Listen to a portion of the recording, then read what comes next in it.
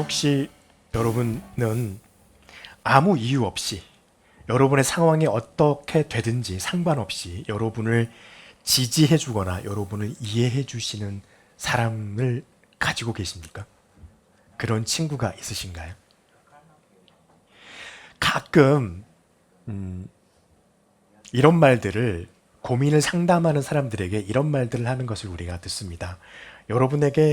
당신에게 혹시 당신을 사랑해주고 아껴주고 어쨌든지 간에 여러분을 안아줄 수 있는 사람이 있다면 당신의 인생은 성공한 것입니다.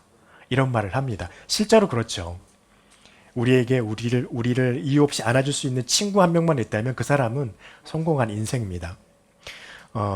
아이들을 가만히 보고 있으면 비슷한 게 있어요. 어떠냐면 아이들이 또래 아이들과 놀고 있을 때 굉장히 밝은 표정을 하고 있거나 행복한 그런 표정으로 놀고 있는 또래들이 있는 것을 볼 수 있습니다. 그리고 그런 아이들 중에 정말 자신감 있고 또 굉장히 적극적으로 활동하고 있는 아이들을 가끔씩 보거든요. 그러면 그 아이들의 주변을 잠깐 보면 그 주변에는 그 아이들의 부모님이 분명히 있습니다. 내지는 그 아이는 분명히 자기 부모로부터 사랑한다는 말을 또 그 아이들의 행동을 지지해주고 그 아이들을 이해해주는 부모가 있음을 우리는 알 수 있습니다. 그래서 그 아이들은 자기 부모가 있기 때문에 아주 적극적이고 자신감 있게 때로는 골목에서 골목대장으로 막 장난도 치고 놀기도 하는 것을 볼 수 있습니다. 그렇게 하는 이유는 사랑해주고 지지해주는 사람이 있기 때문인 것이죠. 하나님도 저와 여러분을 이렇게 지지해주시고 사랑해주고 계십니다. 할렐루야. 그래서 하나님께서 저와 여러분을 사랑하시기 때문에요. 하나님이 우리에게 사랑 때문에 주님께서 우리에게 주시는 것들이 있습니다. 오늘 말씀을 통해서 같이 은혜 나눠보고자 해요. 하나님께서 저와 여러분에게 하나님이 우리를 사랑하시기 때문에 주시는 것이 무엇이냐면요. 세상의 권세 잡은 자들 앞에서 담대할 수 있게 하신다는 겁니다. 오늘 31절 말씀에 가끔 우리가 말씀을 보면서 봤던 말씀이 이렇게 말씀하시죠.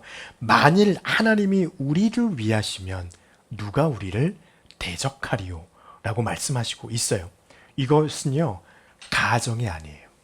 사실입니다.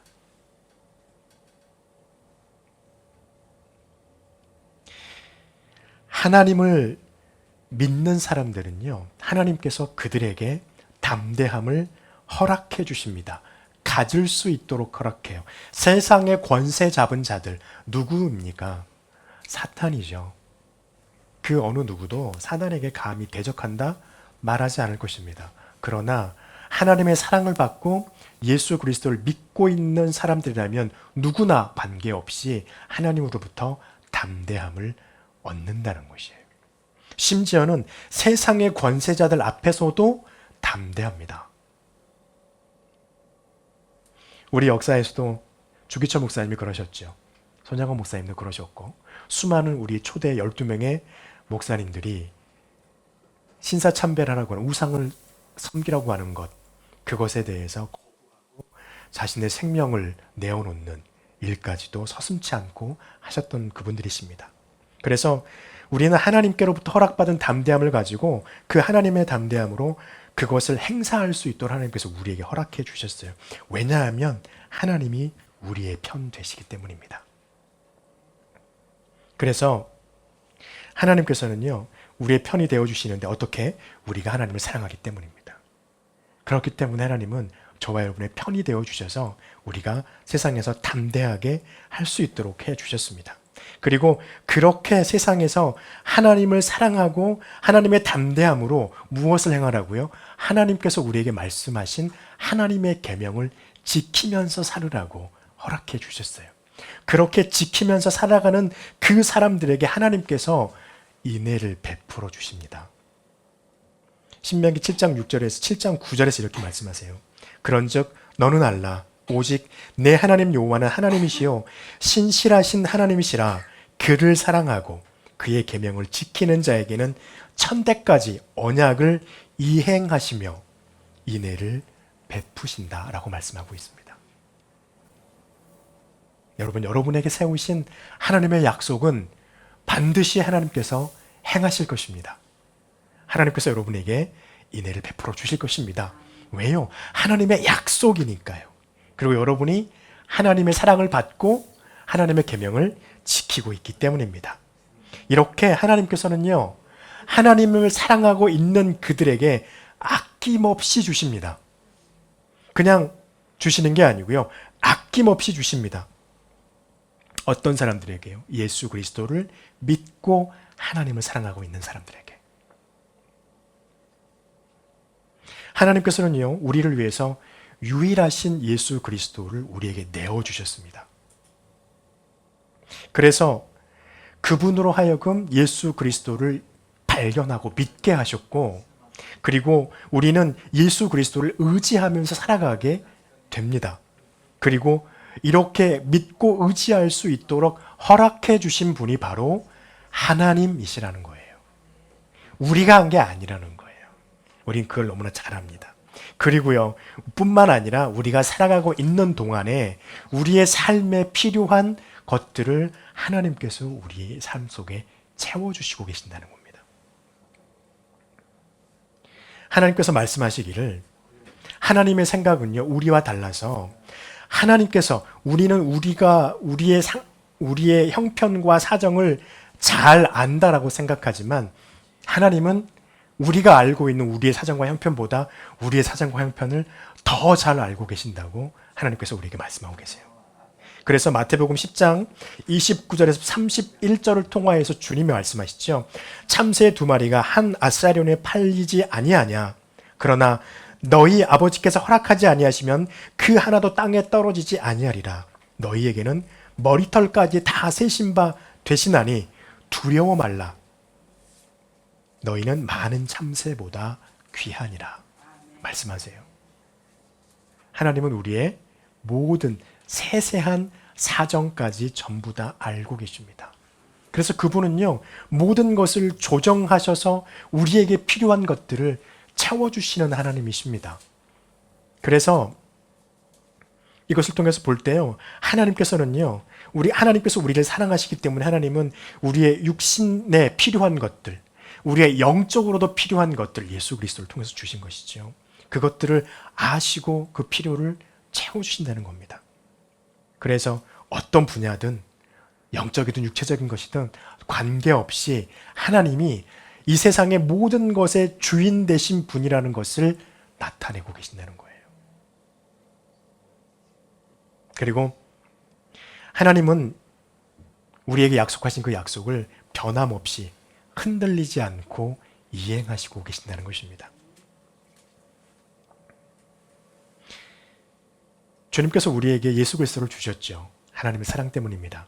그런데요, 우리는 잘 압니다. 예수 그리스도께서 우리를 위해서 메시아가 오실 것이다라고 말씀하신 것은요, 굉장히 오래된 하나님의 약속이었어요. 이스라엘에게도 1000년 이상 넘어가는, 수백 년, 수천 년 이상 되어져 가는 굉장히 오래된 약속이었습니다. 그래서 이것을 말할 때 사람들은 빛바랜 약속, 아주 오래된 약속이라고, 저게 과연 실현이 될까?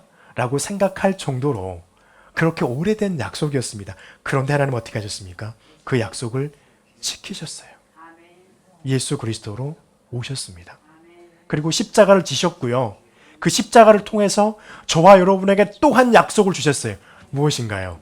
너희가 이 믿음을 지키고 너희 평생을 살면 주님이 오실 그날에 너희가 구원을 얻게 될 것이라는 거예요. 여러분, 이것을 반드시 이루신 이유는 무엇입니까? 저와 여러분을 사랑하시기 때문이에요. 여러분, 열왕기상 18장에 보면 엘리야의 이야기가 나옵니다. 우리는 이 이야기를 힘들 적마다 기억해야 돼요. 어떤 이야기인가요? 바알과 아세라 목상, 이스라엘에 비가 오지 않아가지고 가뭄이 들어서 힘들어했을 때였습니다. 그때 하나님의 살아계심과 하나님의 주권을 나타내기 위해서 바알과 아세라의 목상의 그 제사장들과 그리고 엘리야 880대 1이죠. 880대 1로 싸우잖아요. 수적으로도 열세입니다. 누가 봐도 엘리야가 불리해요. 정치적으로도 열세입니다. 누가 봐도 불리해요. 이 880명은 누가 편입니까? 이스라엘의 왕비 이세벨이 편이에요. 정치적으로도 막강해요. 근데 엘리야는요, 숫자도 한 명이죠. 정치적으로도 아무도 없어요. 너무 불리한 상황이에요. 그런데 합니다. 어떻게 됐습니까? 결국에는 하나님이 엘리야로 승리하게 하시죠. 제단에 불을 내려서 그 제단에 흥건하게 적신 물까지도 다 말라서 없어버리게 만드는 하나님의 응답을 내리고 비가 오게 합니다. 여기까지는 좋았어요. 그 다음에 무슨 일이 벌어집니까? 이세벨이요, 엘리야를 가만 안 놔둬요. 정치적으로 탄압하잖아요. 뿐만 아니라 실제로 육체적으로 그의 생명을 앗아가려고 그를 쫓아냅니다. 요즘 말로 말하면 암살조를 보내가지고, 체포조도 아니에요. 암살조를 보내가지고 그를 죽이려고 했단 말입니다. 그가 어떻게 했나요? 도망치잖아요. 그 로뎀나무 아래 쉬면서 한탄을 하죠. 하나님의 일을 해야 되는데 나 혼자밖에 안 남았다고. 그렇게 합니다. 그때 하나님께서 엘리야에게 했던 말이 무엇인가요? 바알과 아세라에게 무릎 꿇지 않은 사람을 내가 7,000명이나 남겨놨어. 너 혼자 아니야. 여러분, 우리가 하나님을 믿는 믿음을 가지고 세상에 살아갈 때요, 혼자일 수 있다는 생각할 수 있잖아요. 엄청난 벽에 가로막혔다고 하는 생각할 수 있잖아요. 엘리야처럼 기도하시기 바랍니다. 엘리야를 하나님이 이끄시잖아요. 사랑하시기 때문입니다.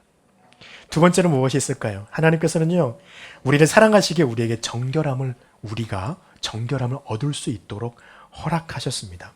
33절 말씀에서 그렇게 말씀하시죠. 누가 능히 하나님께서 택하신 자들을 고발하리요, 의롭다 하신 이는 하나님이시다. 그리고 34절에서 누가 정죄하리요 라고 말합니다.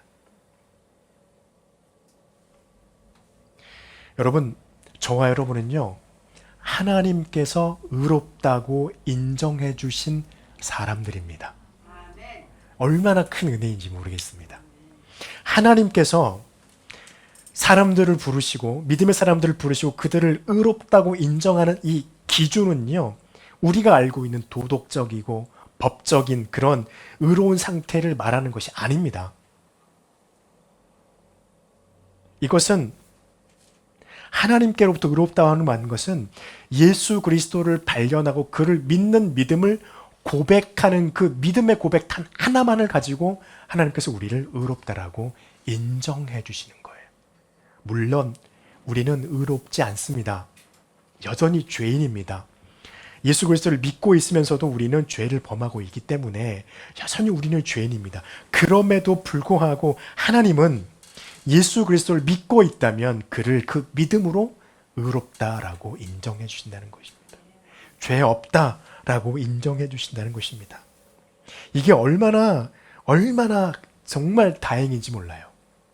만약에 초대교회처럼요, 카톨릭 그러했던 것처럼 인간이 가지고 있는 조건과 공로, 그 능력을 통해서 하나님 앞에서 구원을 받는다라고 한다면 교회가 얼마나 끔찍할까요? 아마 대부분이 평신도가 아니라 목회자가 되려고 엄청나게 노력할 것 같아요. 신학대학만 좋은 일이 나는 거겠죠. 뿐인가요? 교회 안에서 자신의 공로를 인정받으려고 막 어마어마하게 할 거 아닙니까? 왜 그렇게 하는지는 까먹어버리고. 그러나요? 이렇게 하게 되면 얼마나 끔찍하고 얼마나 그 믿음이 얼마나 세속적인 것이 되어버릴 수 있겠습니까? 그런데 정말 은혜인 것은 하나님은 우리가 가지고 있는 조건이나 우리가 하려고 있는 그 일에 대한 공로를 가지고서 하나님께서 우리를 의롭다고 인정하지 않으신다는 거예요. 무엇입니까? 유일한 길은 너가 예수 그리스도를 믿고 있느냐, 그것만 보신다는 거예요. 이게 유일한 길입니다. 그래서 갈라디아서 2장 16절에서 이렇게 말씀합니다. 사람이 의롭게 되는 것은 율법의 행위로 말미암음이 아니요 오직 예수 그리스도를 믿음으로 말미암는 줄 그리고 우리가 예수 그리스도를 믿나니 이는 우리가 율법의 행위로서가 아니고 그리스도를 믿음으로써 의롭다함을 얻으려 함이라. 율법 행위로서는 의롭다함을 얻을 육체가 없느니라 말씀하고 있습니다. 그렇습니다. 우리가 의롭게 되는 이유는요, 예수님 때문입니다. 다시 말하면요, 의로움의 원천은 예수 그리스도라는 거예요. 하나님 앞에서 의로움을 받고 싶으십니까? 예수 그리스도를 믿으시기 바랍니다. 고백하시기 바랍니다. 그러면 됩니다. 왜 그렇습니까? 주님이 이 땅에 육신을 입고 오셔서 행하신 모든 것이 고백하는 저와 여러분을 위해서 행하신 것이기 때문에 그래요. 그분이 주님의 말씀을 가르치시고 그리고 그분이 십자가의 고통을 당하셨잖아요. 그것은 저와 여러분의 죄를 위해서 당하신 것입니다. 그분이 십자가에서 돌아가시고 3일 만에 부활하셨잖아요. 그것은 저와 여러분의 구원을 위한 것입니다.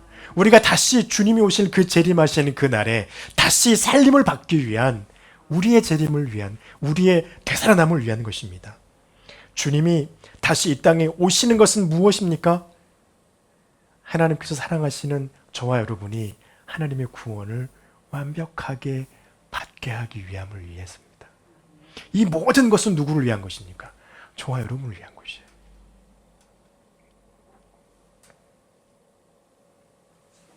(34절의) 말씀이 그거예요.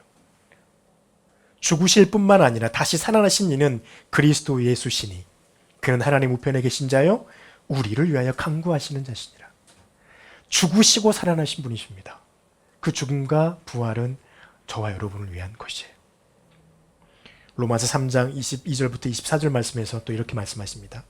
곧 예수 그리스도를 믿는 믿음으로 말미암아 모든 믿는 자에게 미치는 하나님의 의인이 차별이 없느니라. 무엇이 차별이 없습니까? 하나님의 의가 차별이 없어요. 모든 사람이 범죄하였음에 하나님의 영광에 이르지 못하나니 그리스도 예수 안에 있는 속량으로 말미암아 하나님의 은혜로 값없이 의롭다 하심을 얻은 자 되었느니라.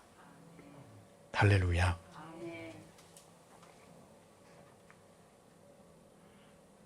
34절에 또 뭐라 합니까? 이런 주님이요 저와 여러분을 위해서 기도하고 계신다는 거예요. 어디서요? 하나님의 보좌 우편에서. 이유는 무엇인가요? 저와 여러분의 믿음이 이 세상 살아가면서 저 사탄의 권세 잡은 자들이 우리의 믿음을 떨어뜨려 버리려고 열심히 공격하고 미혹한단 말이에요. 그 공격과 미혹에서 우리의 믿음이 땅바닥에 떨어지지 않도록 주님이 기도하신다고 하는 것입니다. 얼마나 든든합니까? 그래서 마지막 우리의 생애를 다 마치고 난 다음에 하나님 앞에 섰을 때 저와 여러분이 하나님 앞에 하나님 나의 믿음은 여기 있습니다라고 보일 수 있는 그 믿음이 있게 만드시기 위해서예요. 우리가 잘 아는 말씀입니다. 고린도전서 3장 11부터 15절에서 바울이 뭐라고 합니까? 우리가 이 땅을 살면서 세상 가운데서 우리의 공적을 쌓아가는데 그때 하나님이 불로 그 공적을 시험하실 거라는 거예요. 바울의 표현으로 보면은 금이나 은이나 보석 이것은 불에 타지 않고 남는다는 거예요. 그래서 그 남는 것이 있는지 하나님이 보시겠다는 거예요. 마지막 때. 그건 뭡니까? 우리의 믿음이에요. 예수님을 믿는 믿음. 결국 그게 남아있으면요. 상을 받고 그게 없으면요. 비판을 받겠지만 구원을 받긴 할 것이다. 우리에게 말씀하고 계시잖아요. 여러분 그렇습니다. 하나님께서 우리를 위해서 기도하시기 때문에 주님께서 우리를 위해서 기도하고 계시기 때문에 저와 여러분의 믿음은 절대로 땅에 떨어지지 않을 것입니다. 마지막으로 우리가 생각해 봐야 할 것은요. 하나님께서 우리를 사랑하시게 되면 하나님은 우리에게 말씀하신 구원을 반드시 이루신다는 것입니다. 이것은 하나님의 뜻이에요. 하나님의 계획이고요. 그래서 하나님의 뜻과 계획으로부터 우리를 떨어져 나와서 우리가 낙오자가 되지 않게 우리는 애써야 됩니다. 그런데 세상에서는요, 우리가 그런 낙오자가 되도록 우리를 괴롭히고 우리를 힘들게 하는 세력들이 분명히 있다는 것입니다. 그래서 우리의 삶에서는, 우리의 신앙의 삶은요, 항상 고난이 있고 역경이 있다는 걸 우리 너무 잘 압니다. 왜냐하면 우리의 믿음을 떨어뜨리려고 하는 세력들이 늘 있기 때문입니다. 그래서 36절에서 시편 44편 22절의 말씀을 인용해서 말씀하세요. 우리가 종일 주를 위하여 죽임을 당하게 되며 도살당할 양같이 여김을 받았도다. 이것은 실은 예수님의 모양입니다. 예수님께서 십자가를 지시는 그 기간 동안에 그 어마어마한 하나님의 권능과 능력을 숨기셨어요. 사람들의 손에 이리 끌려가고 저리 끌려가고, 채찍을 때리면 맞으시고, 십자가에 못을 박으면 손과 발에 못을 그냥 박히셨습니다.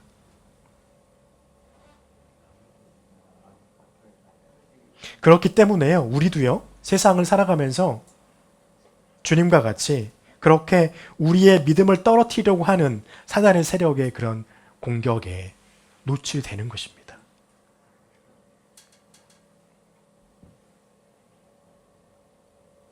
그럼에도 불구하고 35절은 말해요. 그 어떤 것도 우리를 그리스도의 사랑에서 끊어낼 수 없다.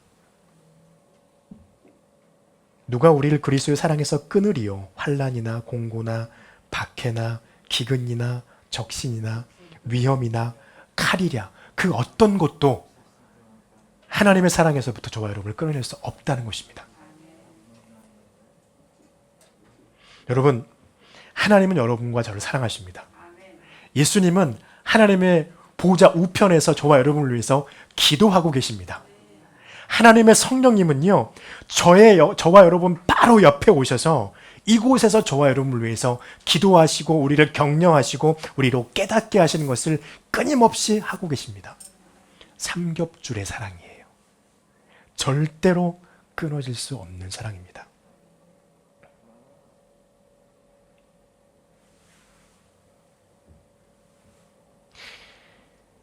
그래서 하나님은 우리를 공격하고 있는 사탄의 세력으로부터, 그 어떤 수단으로부터 반드시 이기게 하실 것입니다.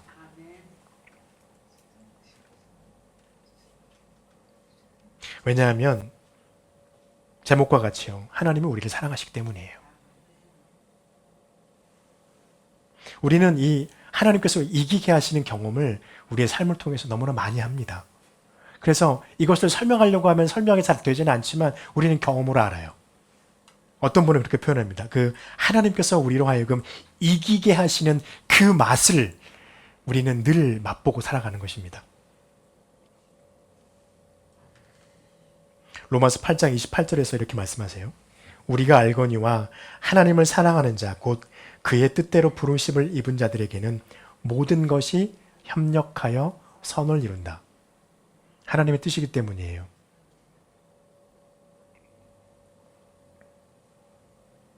그리고 하나님의 이 사랑은요, 세상에서 가장 강력한 구속력을 가지고 있습니다. 그 어떤 것도 하나님으로부터 저와 여러분을 끊어낼 수 없다라고 하는 것이 38절부터 39절의 말씀을 통하여서 다시 한번 말씀하시죠. 우리가 생각했을 때 우리의 생각에 초자연적인 어떤 힘과 능력을 가지고 있는 존재면 우리를 끊어낼 수 있을 거라고 우리는 생각할 수도 있어요. 세상 사람들이 그렇게 생각합니다. 그러나 성경은 말합니다. 그 어떤 것도, 초자연적인 어떤 권세를 가지고 있는 그 어떤 것도 하나님이 사랑하는 사랑에서 저와 여러분을 절대로 끊어낼 수 없다라고 말씀하시는 게 38절과 39절의 말씀이에요.